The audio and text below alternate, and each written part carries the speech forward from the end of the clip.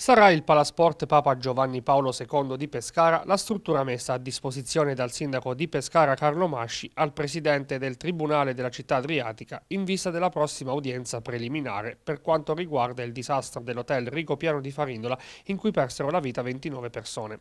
La decisione del sindaco fa seguito alla richiesta inviata dall'avvocato Romolo Reboa al fine di evitare un nuovo rinvio dell'udienza dopo lo slittamento di quella del 27 marzo, causa emergenza Covid-19. Dato che l'aula fino a questo momento utilizzata per le udienze del procedimento, la numero 1 del Palazzo di Giustizia, non ha gli spazi sufficientemente ampi per garantire il distanziamento di tutte le parti che hanno diritto a partecipare al processo. Ecco qui che la location individuata, capienza tra gradinate e parquet dovrebbe arrivare intorno alle 3.000 unità, appare la più idonea ad accogliere le oltre 250 persone che dovrebbero partecipare ad ogni udienza, potendo di fatto rispettare le attuali norme previste per il distanziamento sociale. La palla passa ora al presidente del tribunale Angelo Bozza, ma i problemi non finiscono qui, perché c'è ancora un altro nodo da sciogliere, quella della data, visto che resta ancora aperta l'ipotesi di un nuovo rinvio. Difficilmente l'udienza si potrà svolgere il 10 luglio, alla luce del fatto che i termini dell'emergenza per il comparto della giustizia sono stati prorogati al 31 luglio